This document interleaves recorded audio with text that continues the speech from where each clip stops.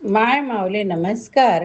त्रिवेणी ओवी जागर सण वार उत्सव उपक्रमात आज आपण देवीचे शारदीय नवरात्र बघूया. अभिवाचनातून अश्विन शुद्ध प्रतिपदेपासून होणाऱ्या नवरात्र काळात शरद ऋतू असल्याने या नवरात्रास शारदीय नवरात्र असे म्हणतात. धर्मशास्त्रीय माहिती जी मला आवडली ती तुमच्यापर्यंत पोचवायचा अभिवाचनातनं एक छोटासा प्रयत्न. नवरात्र हा अत्यंत महत्त्वाचा कुळधर्म असून तो सर्वांकडे कटाक्षाने पाळला गेला पाहिजे. आपण देवघरात रोज पूजा करत असलेल्या कुलदेवतेतील देवत्व अधिक अधिक प्रभावी व्हावे, त्याच्या आपल्या घरावर कृपाछत्र असावे, अदृष्ट शक्तीपासून कुळास संरक्षण मिळावे या हेतूने शास्त्रात नवरात्र सांगितले. नवरात्राचे दुसरे फळ वंशवृद्धी होय. अनादी काळापासून आपल्याकडे नवरात्राची परंपरा आहे. राम रावण युद्धातही रावणाच्या वधासाठी रामाने नवरात्र देवीचे पूजन केले होते.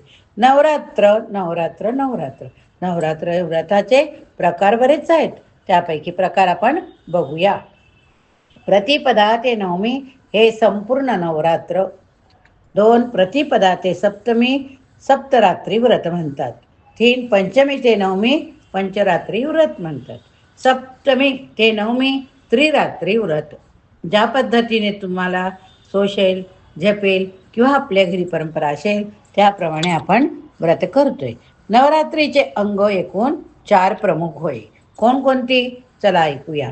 1 देवता स्थापना, 2 मालाबंधन, 3 नंदादीप म्हणजेच अखंड दिवा, 4 कुमारिका पूजन.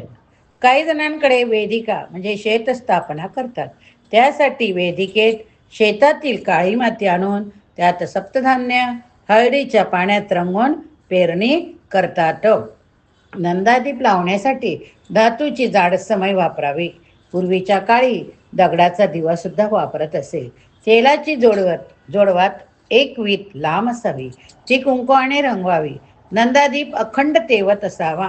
नंदादीप शांत होण्याची भीती असल्यास 2 समाया लावाव्यात. नंदादीप तेल संपल्यामुळे अगर काजळे झटकताना शांत झाल्यास कुलदेवतेचा नाममंत्राचा 108 वेळा तरी जप करावा. विष्णू सहस्त्रनाम वाचावे. नवरात्रात मालाबंधन करताना म्हणजे माला बांधताना त्यावेळेस उपलब्ध असलेल्या सुवासिक फुलांची माळा बांधाव्यात. कुमारिका पूजन म्हणजे काय हो, तर नवरात्र व्रताचा प्राण होय. शक्य असल्यास नवरात्र संपेपर्यंत रोज किंवा नवरात्रीच्या शेवटच्या दिवशी कुमारिकेचे पाय धुवून तिला मिष्टान्न भोजन द्यावे. स्कंद पुराणात तिच्या वयानुसार कुमारिकेचे प्रकार सांगितले आहेत. 2 वर्षाची असते ती कुमारी. स्कंद पुराणात उल्लेख केलाय ते तुमच्यापर्यंत पोहोचवायचा प्रयत्न. 2 वर्षाची असते ती कुमारी. 3 वर्षाची कन्या त्रिमूर्तिनी, 4 वर्षाची असेल कन्या तर कल्याणी, 5 वर्षाची कन्याचे जर पूजन केले तर ती रोहिणी, 6 वर्षाची कन्याचे पूजन काली, 7 वर्षाची असेल चंडिका, 8 वर्षाची कन्या शांभवी, 9 वर्षाची दुर्गा, 10 वर्षाची सुभद्रा. कुमारिका पूजनाचे फळ काय, तर चला तर आपण आता बघूया. कुमारिका पूजन जर केले तर ऐश्वर्या प्राप्ती होते. 2 कुमारिका पूजन केले तर भोग आणि मोक्ष प्राप्ती होते. 3 कुमारिका पूजन केले तर धर्म अर्थ प्राप्ती होते. 4 कुमारिका पूजन केले तर राज्यपद प्राप्ती होते. 5 कुमारिका पूजन केले विद्या प्राप्ती. 6 कुमारिका पूजन षटकर्म सिद्धी. 7 कुमारिका पूजन राज्य प्राप्ती. 8 कुमारिका पूजन संपत्ती. 9 कुमारिका पूजल्या तर पृथ्वीचे राज्य मिळते असा ग्रंथांमध्ये उल्लेख आहे. नवरात्रात सप्तशती पठाचे विशेष महत्त्व होय. सप्तशतीच्या मंत्रातील एक एक अक्षर म्हणजे अग्नी समान आहे. मार्कंडेय पुराणात देवी असे म्हणते की जो मनुष्य माझे महात्म्य श्रवण करेल त्या मनुष्याच्या सर्व पीडा मी हरण करेन. दुःस्वप्न म्हणजे उग्र अशा ग्रहपीडा प्राप्त असता सप्तशती पाठ केल्याने त्या दूर होतील असे देवी महात्मे सांगते. राहू काळ सप्तशती पाठाचे विशेष महत्त्व सांगितले. अश्विन महिन्यातील अष्टमीच देवीची अनेक प्रकारे उपासना केली जाते. तसेच त्या दिवशी मध्यरात्री भद्रकालीची उत्पत्ती म्हणून या तिथीस महाअष्टमी म्हणतात.